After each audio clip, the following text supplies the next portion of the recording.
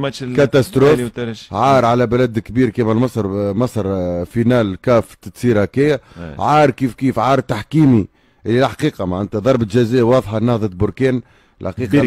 بركان الحقيقه معناتها كيفاش ما تصفرش ضربه الجزاء هذيك؟ ما رجع الجمله للفار. هو ما فهمت. انا سمعت عزيز بنيج لاعب سابق للمنتخب المغربي شنو قال في بيين. لا سمعت وانا بيدي نوجه له تحيه وصاحبي فهمت. اما الحقيقه ظلم برشا نهضه بركان.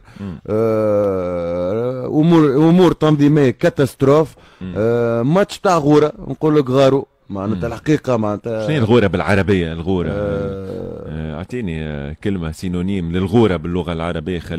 خلي في مصر يفهمون. حبوا معناتها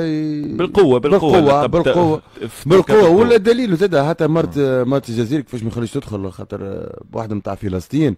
تتصور انه هذا باش ياثر على مستقبل الجزائر؟ شوف جماهير في تونس، انت جماهير الترجي كيفاش تدعم القضيه الفلسطينيه والعالم العربي كله يدعم في القضيه الفلسطينيه وقلوبنا مع فلسطين.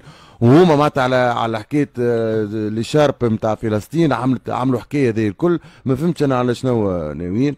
الحقيقه ندمت انا ما تفرجت فيه الماتش على خاطر في بالي فينال وكاف